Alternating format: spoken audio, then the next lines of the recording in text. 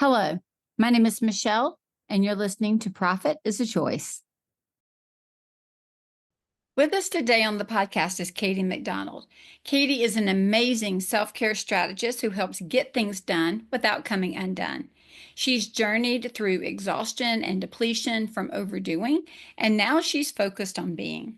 She offers wisdom and guidance as many of us, as overachievers and doers, might be feeling some of the burnout from self neglect. Listen in and enjoy. Every day, empowered entrepreneurs are taking ownership of their company financial health and enjoying the rewards of reduced stress and more creativity. With my background as a financial software developer, owner of multiple businesses in the interior design industry, educator, and speaker, I coach women in the interior design industry to increase their profits, regain ownership of their bottom line, and to have fun again in their business. Welcome to Profit is a Choice.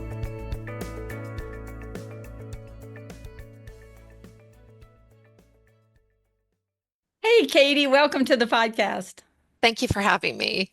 You're welcome. I'm laughing because in our pre-conversation, we're already laughing and giggling before we come on. I feel like my heart's already kind of exploding with joy. So that's a good way to start a podcast, It right? sure is. Yes. So, Katie, you and I briefly met at Luann Live back in 2023. I think it was like November of 23. And we connected more thoughtfully in 2024. And you've done a masterclass for my clients directly, and we've spent a little bit of time together. And so I am super excited to have you here today to talk with us all things self-care and time management. Well, I'm happy to be here. I love your work and happy to support it. Awesome. So, Katie, before we get started and kind of talk about, taking care of ourselves the signature talk you did for us was putting the me back in time management. So really being thoughtful towards ourselves. But before we can do that, there was a time in your life that you weren't so thoughtful towards Katie. I mean, I know there was a time I wasn't so thoughtful towards Michelle. That's what I was telling you that we were laughing about. But you weren't either, right? There was a time that let's say your focus was a bit more external than internal. So I would love to hear in our listeners just a little bit of your journey of what put you in the position to do the work that you do today so they'll understand, what's driving you and what has been guiding you to be able to have the conversations that we're having. Well, I think it's fair to start with my addiction to doing. I was a human doing, not a human being. I resented my physical needs. They were nuisances, they were annoyances, and they were what I perceived as obstacles to an otherwise productive day. My entire identity was defined by what I accomplished in that day. And it really wasn't to prove to anybody else. It was this inner drive to reassure myself that I was okay, that I deserved a place in the earth. And that meant I had to earn it. Every single day I woke up as if I had a blank slate, like it was Groundhog Day. And every day I had to prove that I had a right to be there. And it led to compulsive working. Just like I said, I didn't want to drink water because I didn't want to have to stop and pee. I didn't want to eat lunch because it just felt like an indulgence. And, I didn't understand that I needed my body to function. I was young enough to get away with it. As many people think we are, I thought, oh, well, I can do this. It's like we pull all-nighters in college and think we can keep doing it. And I had to hit a wall, and I hit a wall. I was working for Time Magazine. I sold advertising in 45 national publications, including Architectural Digest and Elle Decor and Business Week and Forbes.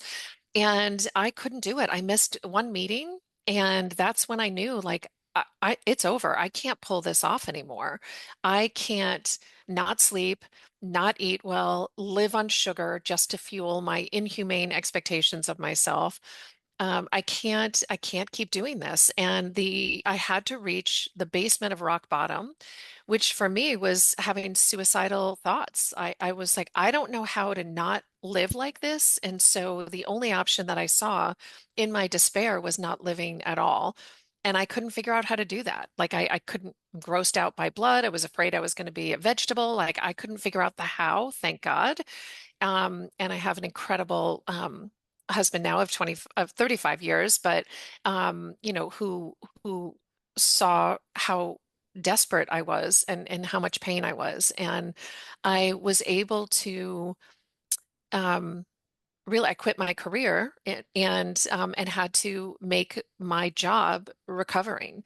And I cured myself within 6 months after having lots of bumps along the ways, having a child, and the perfectionism haunted me there too. But I cured myself within 6 months, and I vowed that because I implemented everything I had always studied, I was now going to go back to my tribe of doers. I was going to teach them how to be, and that's where Be Nourished came from 15 years ago. I'm curious. So many things that you said certainly strike a chord for me, and we've shared that. Like, I'm a doer, and it's interesting. I've always been an achiever, and when I even did Strengths Finder, it's like my number two is Strengths Finder. And the sad one, the first one, I say sad, it's really not, but meaning, there's a good and a bad to every strength that we have. The the bad part is the one that's ahead of it is maximizer, which means I'm always trying to make it better. So then you've got this circuit of achieve, maximize, achieve, maximize. And it's like, when is it done? And can you say enough? Like when, That was it. Like I just hit a wall. I'm like, I can't keep doing this. Like I right, it's cannot too do much. this. Yep. The other thing that I noticed and that I was curious about where you were talking about it almost as a Groundhog Day experience. So for me, I remember going through a time where, like you, I was like, oh, if I can limit my water intake, I can limit my breaks. I can remember, and not because I was trying to, mine was really, I was just trying to get things done for the day. There were just things that I enjoyed doing and just wanted to do. And I felt great. I laugh about it on here all the time. I love using Asana and putting everything on the list so I can mark it off. It definitely made me feel accomplished for that day. But I'm curious about like where you made the comment for you, and I wonder if this was like something that you came to understand later versus did you understand it in the moment where you said, and if I say it wrong, fix it for me, but you made a comment something along the lines of, I woke up every day trying to prove that I had a right to be in the space or in the world, like your worth, right? Because sometimes I think those things are tied and we don't recognize it. And sometimes I think they're so deeply tied that we are so fully cognizant of every day I'm waking up, do I deserve to be here? And I ask because I didn't have that level of depth at the time. Mine was just I had been raised to get stuff done, and I just got stuff done. I had been raised to be the best at what I put my mind to give it 110% and to not slack off and to be a good worker. And that's just the way that, Yeah, proving yourself. I mean, right? for me, it And was absolutely proving that I was enough to myself. okay. That in order to, I don't even think I was aware of any depression at that point. It was Yeah. drive. And what's fascinating is that when I started my business and I realized like this is about self-care strategies, the perception of self-care is that it's fluff. And I've literally had people say that, oh, well, you're in the fluff business. And it's fascinating to me that that's how we frame it because we're not talking about bubble baths. We're talking about, and there is a time when bubble bath is the definition, but we're talking about meeting our needs, that having such deep respect and understanding for who we are, what makes us uniquely us, and what is it that we need, and then honoring that need, even when it inconveniences someone else, even when it inconveniences us. So when we Right. slow down and just say, what do I need? And that answer might be, wow, I need to go to bed early. The toddler in us is going to have a full-on tantrum. No, I don't like, no, I don't want to go to bed. I've got things to do. And we think that they're in competition. We're either taking care of ourselves or we're taking care of business.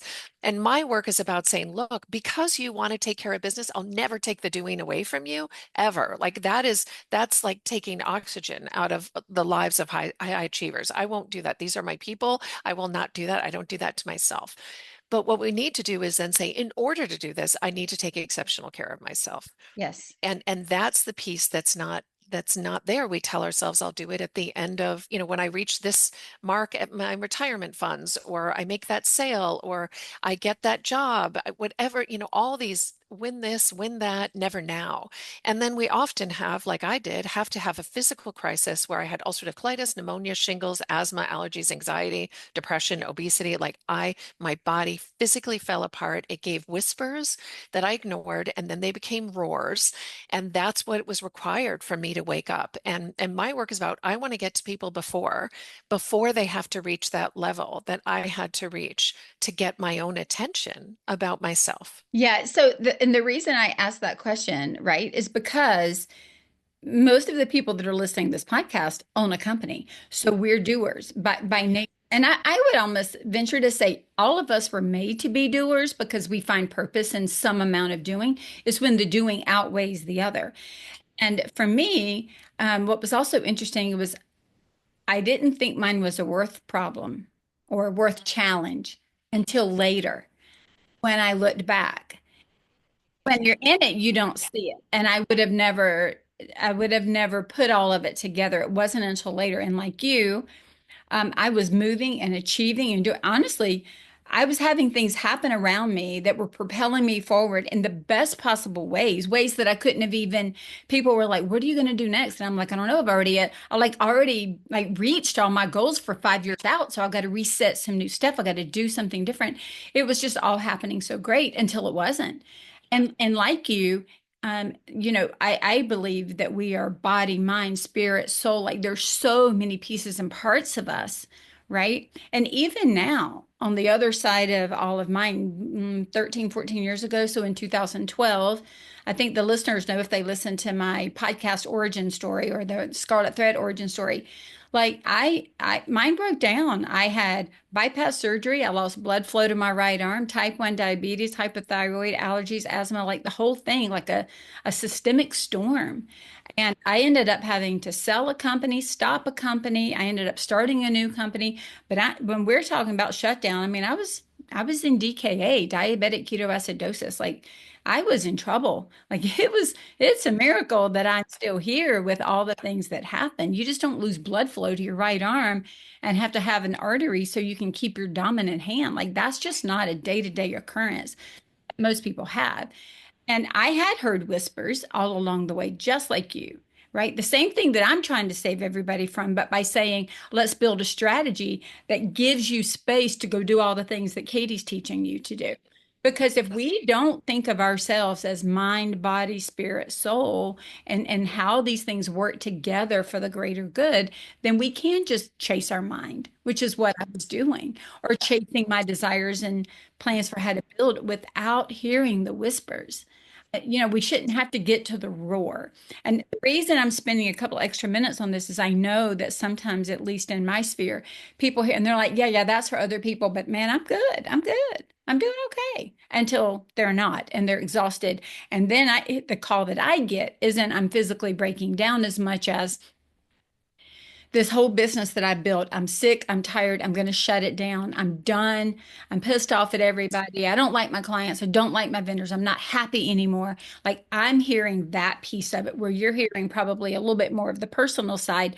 I hear the personal, but it comes framed as everybody around me is trying to do me bad, do me wrong, or it's all falling apart, even when I'm giving it more than I have to give. And then all these other things are cascading. Right, right. Yeah, I mean, it's interesting because we're talking about doers and doers are our people, right? And the funny thing is every single book on my nightstand was about meditation. Every single book was about nutrition, alternative wellness. I mean, I'm a hippie at heart. Absolutely everything, essential oils, all of that.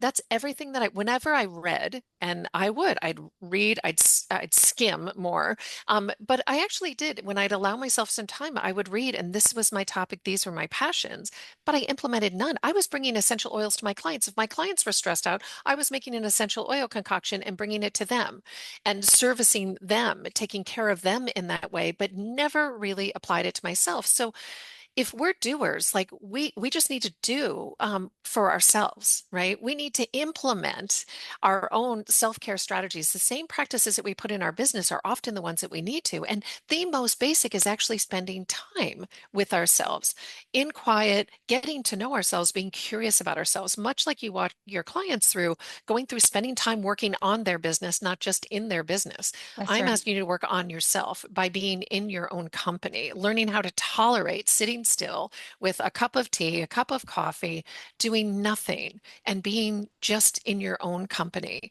And that's how you start caring about yourself when you actually have a sense that there is a self. There is something that is pushing all of this forward, and it's Yeah. you. It's And you. you deserve the attention and intention as well. Yeah.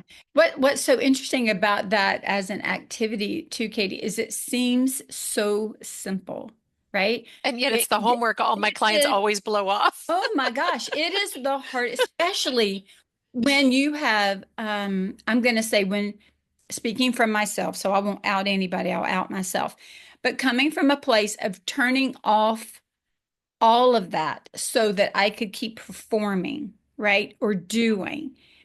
Turning it back onto here, it almost feels like it either goes stone silent or it feels like I'm being screamed at. And having to work my way through that, I can remember all of a sudden going, oh, that's what that feels like. Like feelings that I didn't even know how to feel because I had a therapist that said to me one time, she said, Michelle, she said, here's what's interesting. You can't selectively numb your feelings. When you numb them all across the board. So you can't numb anger or hurt without numbing excitement and joy. And so, and doing numbs. That's right. That's why part of like when you go through grief or things, we just throw ourselves into doing. And so, what I had done, not intentionally, of course, even with good intention, to your point, but what Self-preservation. that's right. And then all of a sudden, what got me here wasn't going to get me to the next point. But when I had to start, because I kept saying, I need to get some, here was my tell. I kept saying to everybody that would hear me, I need to stop the noise. I need to get somewhere where I can think. I can't think. I can't think. And so finally, when I got to a place that I could stop everything, have that cup of tea that you talk about. And I used to always have tea with my boys when they came home from school. They still talk about the tea parties that I would set up for them. Because I love making the tea, the whole ritual. I had a friend who made teas and brought them over. So you'd have like roses in there and all kind. Oh, it's just beautiful. It's aromatic. Like you said, it's the whole process, all the things. And I would love to do that. And but when I could finally learn to stop and sit down and hear myself think and take a breath, like really breathe. I was breathing from here up. Everybody kept telling me you're not breathing. I'm like, I'm alive. I don't know what you're talking about. But all those things that we just don't know, we don't get it until you have to get it. Yeah. Yeah. And I think, what I hear a lot, I work with a lot of interior designers, as you know, and what happens is they're saying is I've built all this and I don't like it anymore. Like I'm trading like my relationships. I'm trading, joy and happiness and all this stuff for fluffing pillows. Now, of course, we know it's so much more than that, but that's how it seems like I'm trading my life energy for a throw pillow. And that despair, like I just can't do this anymore. What's it all for? I worked so hard and the climb of getting to the top and then being at the top and being like, I don't like this. I actually built a house that has no room for me. I Yeah. built a company that is not where I want to be. And so much like when an interior designer goes into a space, empties it all out. We need to empty it all out. Our bloated schedules, empty it all out. Clean out a closet, empty it all out, and then curate intentionally one thing after another. Choose what you let back in and do it with gratitude and clarity instead of resentment or people pleasing or an inability to say no to anybody else but yourself. So you and I both taught. We are in the same age range, 25 times a couple. And so my question for you is this something that you also think that we have, I'm going to say, a deeper understanding, not better, but deeper understanding as we age versus when we're 25 and 30. Because I remember at 25 and 30 and 35, even into 40, the energy level that I had was so different. Like you said, that we can do this because we can get away with it. The body can bounce back faster. But that recovery, I remember my husband hurt himself one time in the 40 when he was in his 40s, and he went to the doctor, like strained his back or something. And he was like, "Oh, you're trying to be a weekend warrior." He's like, "You're over 40 now. No weekend warrior. You got to limit, you've got to readjust what your body can physically do to not set you up for a bad next week." And I'm just wondering if, I mean, age certainly gives us a perspective, right? Because I wouldn't have had that from the other direction, which is why I love your work that you're trying to tell some of these. We don't want them to wait to get where we were. We Right. both The did that. majority of my clients are approaching 40. I just don't think you can see it yet. And I would say the majority of my clients have children who are a little older. I of course have some exceptions, but really they just hit that's where they hit the wall. That's when the body starts saying, this isn't sustainable. We Yeah. can't keep doing that. And so, and this silent this voice that's been silenced for so long, buried under busyness, is saying like, I don't want to do this anymore. Like I don't want to do this. This is not the life that I wanted for myself. And even when you get to the top of the mountain or when you're still climbing up, it's like we just need to pause. And I like the concept of pause. I like the visual of a pause button has two lines. One line is our present self. The other line I see as our future self. And if we could just pause and consult our future self, be like, hey, how is this in service to the future self? Because our future self could be 5 minutes from now, it could be 5 years from now, but everything we do is either a deposit or a withdrawal on our future self. And I just this week turned 59, and I'm grateful that I got here because at that Yeah. stage, at the origin story of Be Nourished, I didn't think I was going to get there, and really was told I wasn't going to get there. So at this point, I think, we have to have some life experience to understand that we're not invincible, right? Because that's part of it. When we're so young, we feel invincible. We don't feel the consequences of Right. our choices as quickly as we do as we get older. And I think it does take a level of wisdom to just to pause and take a moment and be like, wow, is this really what I want out of my life? And can I do this?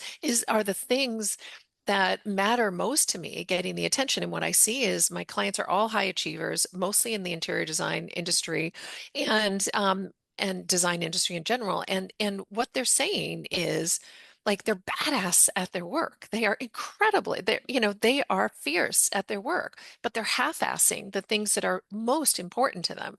And that disalignment that's the awakening. When Yes. when they no longer feel aligned, that's the opportunity to go in. It's kind of that idea of like using that same analogy. We're climbing up this big mountain, and then we get to the top and we realize I don't even like the view, or I love the view, but my gosh, are you telling me I got to climb this mountain over and over and over to see it? Is it worth all the climb? I can remember my son said to me one time, he was young, he was probably late middle school, and he saw me just going. I mean, that was when I was in my grind era. And he was like, "Mom, can I ask you a question?" And I said, "Yeah." He said, "How do you know when enough's enough?" And I was like, "Dang, yeah, seriously." And what he was asking was like, of course that makes sense, but at the same time, he was asking just from a kid to an adult. Like when you've set a goal and you've reached the goal, when do you stop and celebrate the goal and just be for a little bit versus as an achiever, the minute you achieve, you're off to the next achievement, kind of celebrating the where you are, right? And he taught me a lot with the question. The next generation is watching us, right? Especially women, right? But the next generation is watching us for how to lead. They're watching us for how to be a parent. how to be a partner. And often we're not great role models. If we're neglecting ourselves, then we're neglecting our duty to lead the next generation, to Oh, role for model. sure. So when we're martyrs and not role models, we're actually undermining our very purpose, I think, of being here, right? To be the most evolved version of ourselves and to serve as mentors for the next generation. And I want to be in a world that is led by people who are nourished. And I think most of the suffering in today's world is because of self-neglect and lack of self-parenting. We're toddlers running around with, access to nuclear codes and, I Yeah. mean, not getting political, but like all of it, the people that are in charge, I don't think one of the highest held values, which I think should be, is how do they take care of themselves? You know, Yeah, and I think that's true for the country as a whole, right?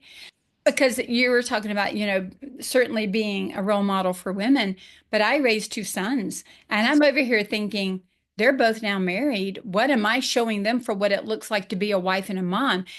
And have I given them unrealistic or realistic expectations on that role and position within their family?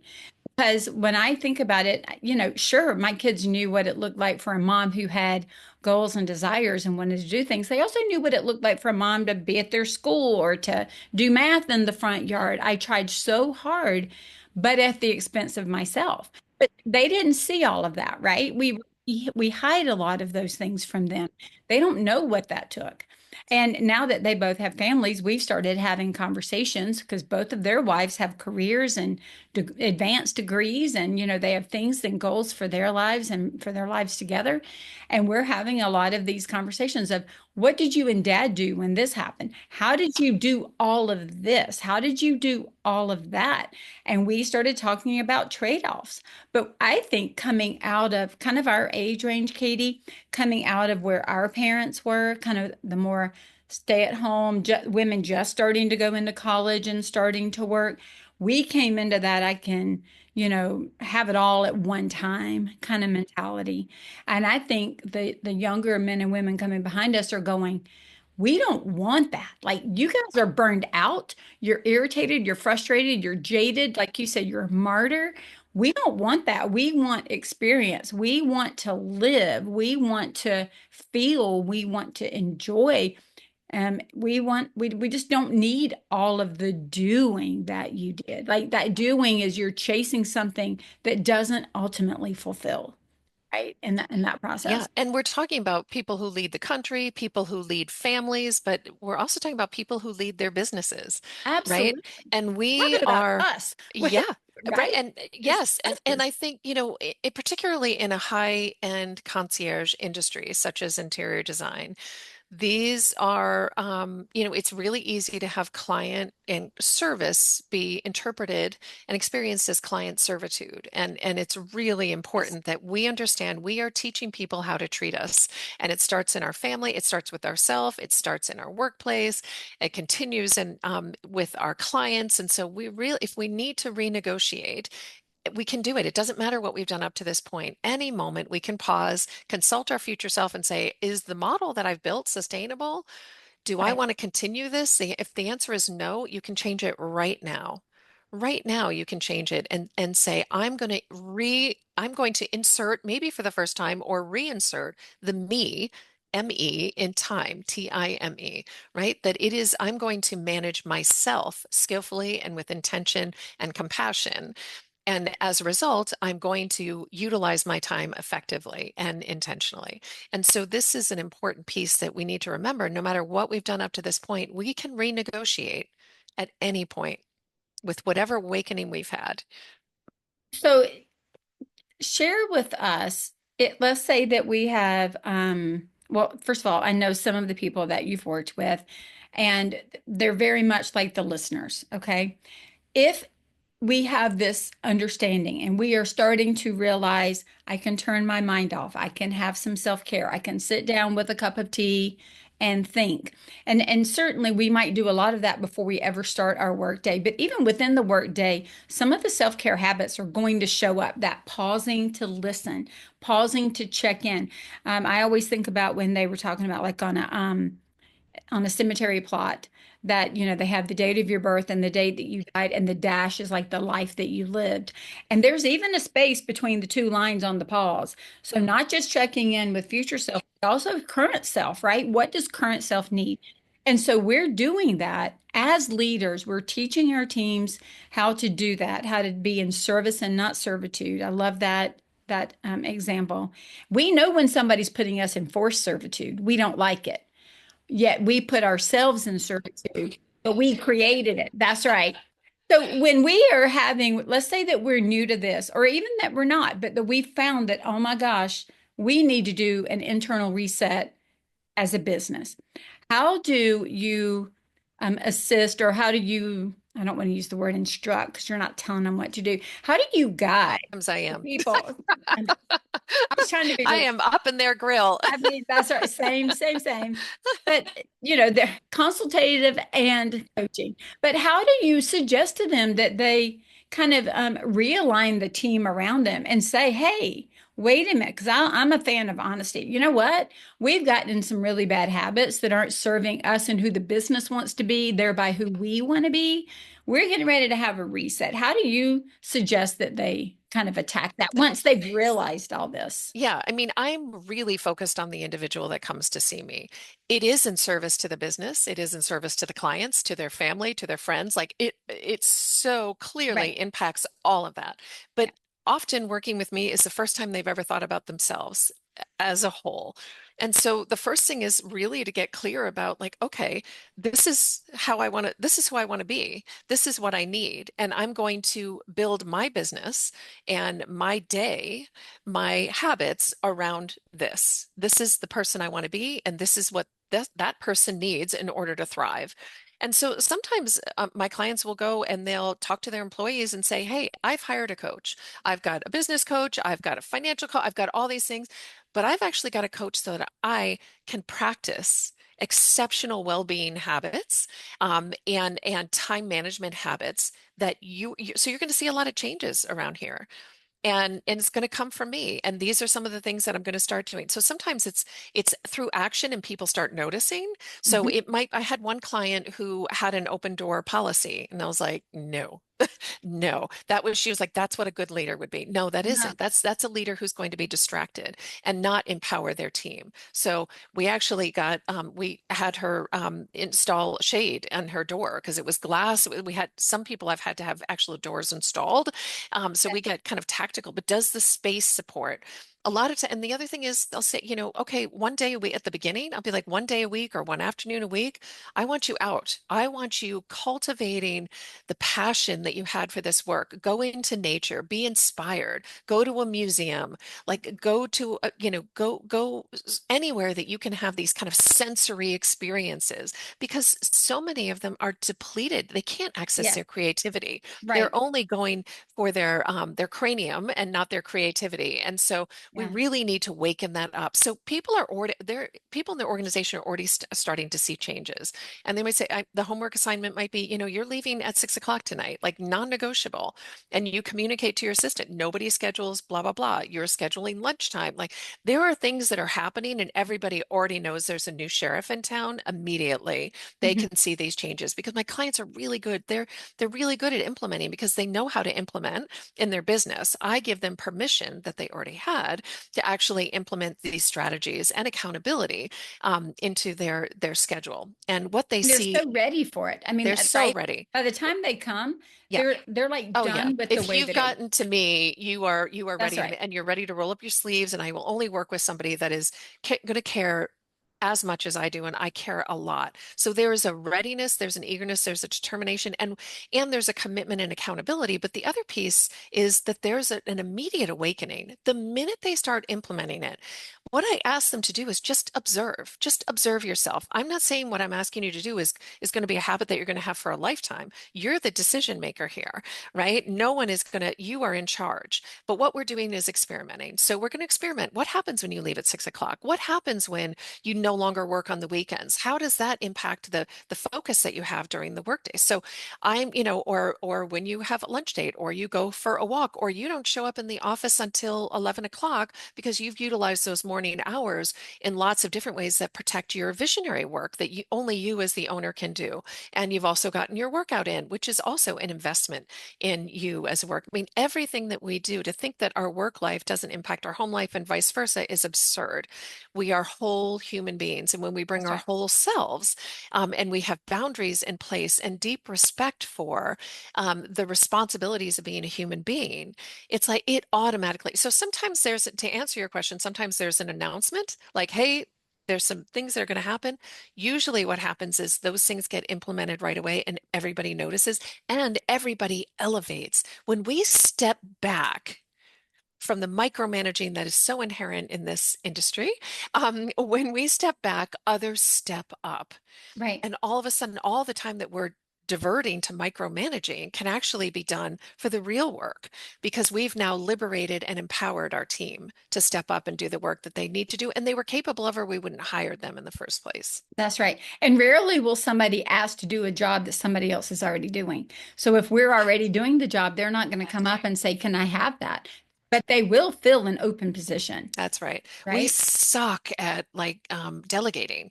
It's a control freak It's a thing. And control thing. yeah, Yeah, and it's a branding and their name and all of that. But when they realize that it could be a larger impact if you take a step back. What's also interesting, and it's you come at it, like you said, from the whole person. I'm looking at the business.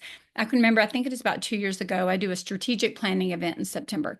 And I asked everybody before we plan the business, because we're here to plan a strategy to get you through.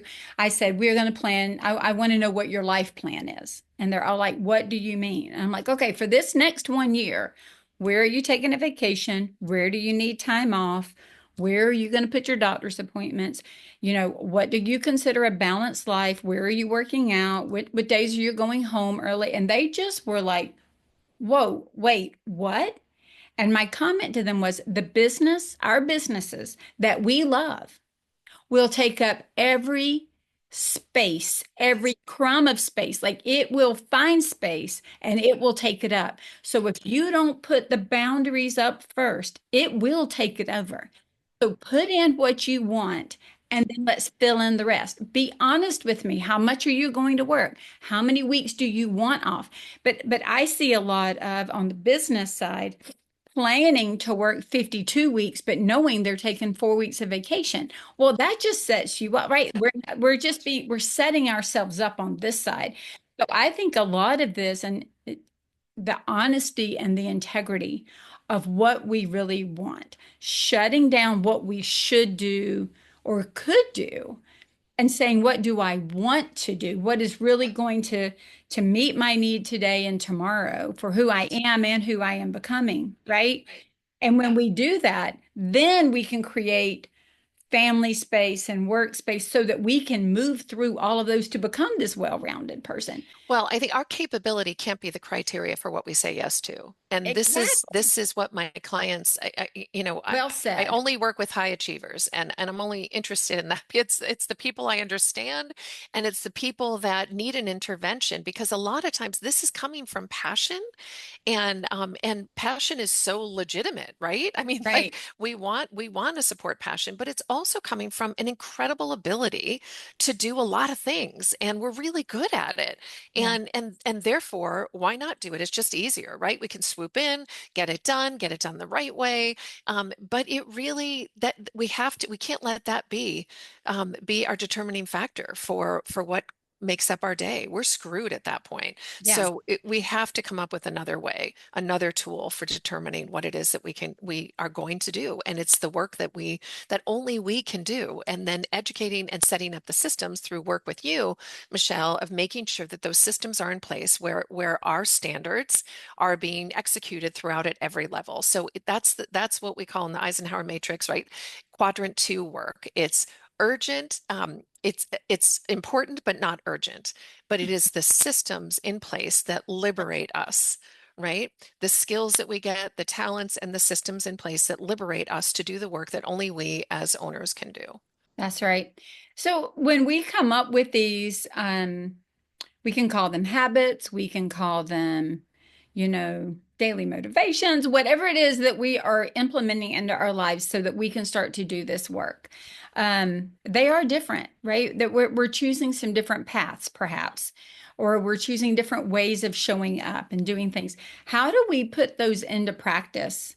And how do we make sure that they're staying effective? Because at some point they may not serve us either, and we may need something else. How do we I don't want to say, maybe it is habit stack, or how do we habit form? And then also having that check in with ourselves. Is this still serving me? Yes, no, those are great questions. I look at it in a 90-day window. In fact, as you know, I developed the Be Nourished methodology for time management in the form of a planner. And the reason I did that is because every 90 days gives us an opportunity to recalibrate. And then every day we want an opportunity. Every week, every month, we want an opportunity to check in with ourselves. The planner and any tool that you want to use, we want to have opportunities at the start of the day. What's the reflection, right? Or the start of the day is the strategy, and at the end of the day is the reflection. And at the end of the week, it's let's reflect on the week and then let's strategize the next week and do the same for the month and the quarter. So when I'm introducing a new habit for a client, I'll do it in a couple of ways. I meet with my clients every 2 weeks. So I'll say for the next 2 weeks, this is your homework. These are your homework assignments. And these are habits that I want them to experiment with. I want you to experiment with going to bed. What happens when you go to bed at 9 o'clock? What happens when you get off social media for 2 weeks? When you stop drinking alcohol for 2 weeks? When you add leafy greens to every single meal of your day? I mean, I go places that coaches don't go. I'm in your lingerie drawer, your medicine cabinet, your refrigerator, your calendar, like your Right. closet. I am everywhere because I want to look for levers that I can pull, and I have an abundant toolkit. But I'm going to give you a lot of homework, and then your job is to implement this homework, and you're doing it just in a 2 week window, knowing that this isn't your forever. This is now, we're just challenging some of the habits you have in place so that we can decide which ones are going to work better for you. And at the end of 2 weeks, it's amazing the clarity within a 2 week window. The first week, it's so easy. The second week, they get a little wobbly, but all the while, they have access to me, but they're also learning about themselves. Like, oh, wow, I went to bed at this time and I found like I woke up and I actually wanted to go for a walk. And it's like we didn't even talk about a walk, but all of a sudden they're doing it because they're rested. So we Right. want to feel good. And the habits, the minute we start disrupting the habits, it opens up time and it opens up these possibilities that didn't feel like existed before. And so automatically you start feeling good. I do believe when there's a habit that you're really struggling with, for instance, I have a longstanding meditation practice of about 20 years, and I sit for 20 minutes a day. And there have been periods where that's hard for me, even though it's like breathing for me. It's really important. The difference of a day when I've meditated and a day that I haven't it's dramatically different. I've studied it, I've experimented it. I don't need to study it anymore. I know I prefer the version of me that has sat still. And yet I was struggling with it for a time. So my green tea is a habit that is non-negotiable for me. Like that is part of my day. I want my green tea. It's really important to me. So I simply say the minute you meditate, you can actually bring your green tea into meditation. But you can have your green tea either during or after your meditation. And it's habit stacking, but I knew that the green tea was going to happen. So I just pick a habit that's a little shaky, a little wobbly, but I really want to commit to for 2 weeks. And then I just pair it up there. And all of a sudden, we have the wisdom. It resides in places we don't go, which is that quiet. But the minute we start doing it, it's like, oh, I like this. Like, oh, I want this. I want more of that. I went to a yoga class on Saturday. I hadn't been for a few weeks. And I was like, I love this because I just interrupted not going with going Mhm. and immediately felt the relief. Oh, like, oh, there you are, Katie. This is who you are. This is what's important to you. So Mhm. when we slow our roll and we have systems in place that allow us to check in with ourselves, like I actually say what worked and what didn't work. That's that takes out the judgment. What works and what didn't work just removes the judgment. We have to allow ourselves to change without beating ourselves up for the minute that we make change or the minute we make progress. I walked for 15 minutes. Well, it should have been an hour. Then we don't do anything. Celebrate any progress, celebrate any learning as growth opportunity, and then you'll show up for more growth opportunities. Yeah, one of the things that I thought about when we talked last week on the masterclass and then this week was the word curiosity, right? So we're so used to quieting ourselves and our needs so that we can focus on others and do and all of that, that giving ourselves permission to turn around to even ask ourselves, what do you want? What do you need? How do you need it? That curiosity. I think I shared with you right before we came on. Um, just one of the outcomes from even just the masterclass with you last week, I needed to go work out because I knew that my body needed that as a diabetic. It's just something that we need. And I had another conflicting desire for something else that I wanted to do, which was Netflix and watch TV and sit down and rest because I was tired. But I was asking myself kind of that future self question, right? That you mentioned earlier. And I remember, and I told you I stopped and I asked myself, Michelle, what is the best way for you to show up for yourself right now? Like what you could do both. And one's not necessarily better than the other on an, but how could you best show up for Michelle right now? And without hesitation, I answered myself with, you need to go down to and work out. You just, even if it's for 20 minutes, that is the best way to show up for yourself right now. And then it was like a switch went off in my mind. It wasn't even like, oh, but I really want to sit and watch Netflix. I mean, when I answered that question, the clarity was such, Katie. I didn't even want to go to do Netflix at that point. Like it was weird. It was a weird shift for me.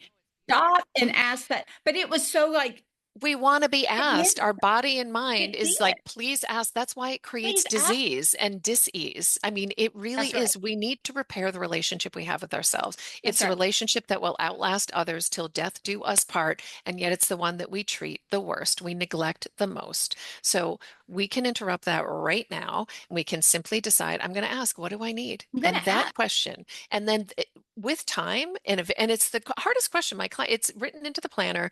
My clients walk through the planner every day, and it is that's tough because we're used to asking, what do I need to do, but not what do I need, and have Right. that be enough to ask. But once you start asking repeatedly, it comes, and you're not always going to like the answer, as I said, but and you might not have liked the answer at the time, but it's like, but this is what I need, and it's This is done. what I There's need. no more debate. We have to shut down the debate. We have to just quiet the noise and simply let the wisdom rise, and that wisdom will guide us every time. And if it and let's say we misheard it, or but it's okay that we get another chance, but let's study ourselves enough to say, okay, we tried that, didn't work, let's try this, and we Right. adapt. Yeah. And the beautiful thing is sometimes it's not the task, it's the timing, right? It's like again, as a diabetic, I have to be careful what I do and when I do it based on how much insulin I've had or how much food I've had or what my carb sensitivity is. There's like a mathematical equation to every moment of my life. And I'm constantly doing, it's a good thing I like math because I am constantly doing it. Not even kidding. How much does anything raise or lower my blood sugar? So that I can stay within healthy ranges and keep myself upright. It's a constant conversation. But I got to say, just being able to stop and ask myself the question has, it's almost like I like myself. You know what I mean? I mean, certainly there are places we all want to shift or change or grow or whatever, but even learning to be quiet. And I almost feel like in the doing, when I got so caught up into that, I didn't like myself because I didn't like the demands that my mind and my body were asking. Like you said, they were intrusions upon the work that I'm trying to do that matters. Stop it. And now learning what I'm also realizing, Katie, and I'm curious to see if the others you've worked with have done this. But my last 3 years of really asking myself, what do I want? What do I need? How do I want to show up? What kind of person do I now want to be? What does my next phase of life look like? Like really getting internally curious, listening. Number one, it's made me like myself more. But number two, it's made me know myself more. Then it allowed me to like myself more and to hear myself more. But it's also made me realize I want to do less. Like my doing, I don't feel as compelled. Not that I don't mind doing, I still love to do. And I still love to achieve, but the feeling that I had to do at a certain level. I had a coach one time, probably 8, 9 years ago, asked me, Michelle, what if you lowered the bar? And I'm like, what do you mean lowered the bar? She's like, what if you lowered the bar? And I said, I don't even know what you're talking. Like, what does that mean? It means mediocrity in your Right? mind, In right? my Yeah. mind, you're Yeah. asking me to go, yeah, mediocre. And she said, Michelle, most people cannot even take all that you're doing and giving. Like you're giving more, like it's past overflowing the cup. You're Right. drowning because you're giving so much. They can't bring it all in. What if you backed it down to what other people could absorb with slight overflow and then maybe had a secondary like she helped me put things back in place because I was just pouring for other people, but it was at my own exhaustion and more than they could even honestly benefit from. So there was this weirdness of give, and people were like, whoa, I can't even. It's like if they were to drop off all this food at my house and I'm like, I don't have a freezer and I can't even eat it all. Like I appreciate the gift, but it's going to spoil because I can't use all this. And so even finding that has helped me kind of reset my relationship with the doing. Yeah. Have you seen your other clients that, Oh, yeah, no question. I mean, what they discover when they slow down is how exhausted they are. yeah, I mean, they really don't understand, and that's why the body acts up in symptoms. And chronic conditions and illnesses are teachers, right? And so our body will start creating disease and disease, and our mind create disease so that we pay attention. It's a way to take the elevator down from, right? We live neck up, but it's a way to take the elevator down and to be able to actually inhabit our body. And that's why I like activities that connect us with our senses. Anything that connects us with our senses is reminds us of our humanness. So yes, the first thing they discover is the sheer exhaustion that was underneath it, and then also how much of their life they were doing things they didn't want to do because they were corseted by shoulds.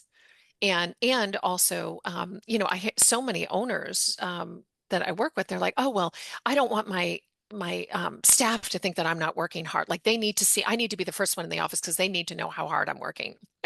So there's this performative element, these theatrics that are exhausting. And I've said you can't be a good girl and be good to yourself.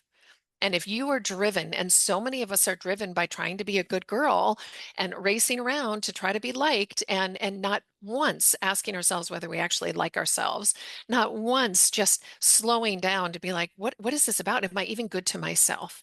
So we need to interrupt this narrative and take our power back. I think too, when we do it, like you said, we start giving permission to others to do it. That's right. We liberate everyone else to bring their full selves to the table. And that's what we're looking for. Like, really, they're liberated, full selves, their creative selves. We're amazing beings that we have stifled and silenced into and colluded with, right? Into Yeah. into numbness. And that comes in the form of overdoing, overspending, overeating, over drinking, like, the list of, gambling, all these things, all these vices, so to speak, are really to silence the wisdom that has all the answers we've been looking for. Right, right. So, Katie, if somebody's listening today and they want to just do one thing, like if they hear all of this wisdom from you and the conversation that we've had, and they think, you know what, I just wanted today do one thing to just try to start listening to myself. How can they start, in the next little bit, just today, kind of checking in with themselves? Yeah, I mean, I want to say the tea habit. It could be a coffee habit, but I do like the tea for all the other sensory pieces of it. But even just interrupting the day, having a cup of tea, and just sitting in silence. It could even be a cup of water, but the ritual, as you said, of preparing a cup of tea. We're talking about 5 minutes total. Like, can we not spend that 5 minutes doing that? If you can't do that, I would ask you to start every day before you tune into the world, tune into yourself and ask, what do I need? Those are the two. I'm giving them choices in case the T thing doesn't work or the what, but Yeah. what Yeah. do I need? And start opening the conversation with yourself so that your needs can be heard because they're legitimate. What you need is worthy of your attention. I will say the one thing that I had to learn early on is when I asked the question, I couldn't say, okay, achiever Michelle, you've asked the question. Now get up and go do something. You have to sit there and listen. So I just want to add that in for anybody who's like Michelle. I was like, all right, asked, moving Yeah. on. But we want to wait for the answer. Gonna Very good ask, point. if you're gonna ask, wait for the answer. Because it will come. It absolutely will Yes, it will. come. It will. Well, Katie, thank you so much for our conversation today. I just, like you, having had some extreme health challenges that knocked me out for a while. It's what we don't want for everybody else. Like, Mhm. you're going to run into your own problems, right? But if we can stop that burnout and that even doing the things you love, that's what my Right. cardiologist said to me. She's like, Michelle, you didn't get into this overnight. You're not going to get out of it overnight. And the challenge is you love it. And so we've got to find a way to balance what you love with the health of your That's body. right. That's right. And, it's taken me a while to figure it out and it keeps changing. So hello menopause. So I'm still always figuring it out. Yeah. But that's okay, Yeah.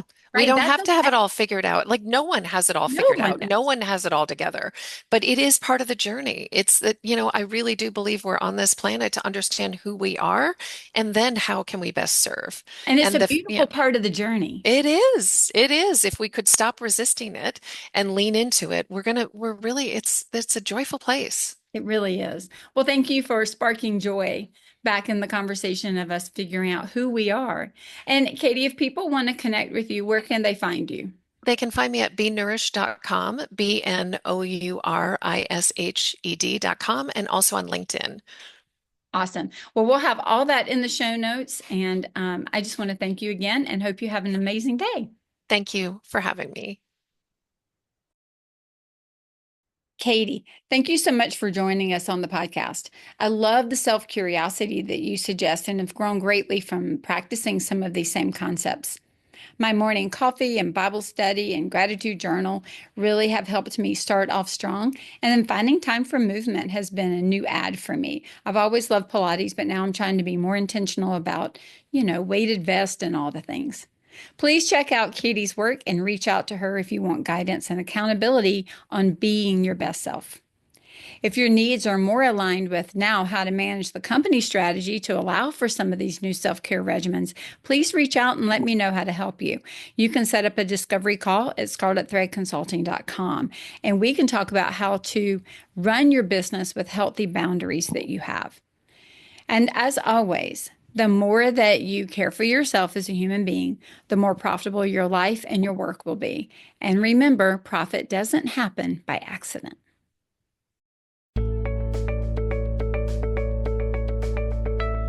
Profit is a Choice is proud to be part of the designnetwork.org, where you can discover more design media reaching creative listeners. Thanks for listening and stay creative and business minded.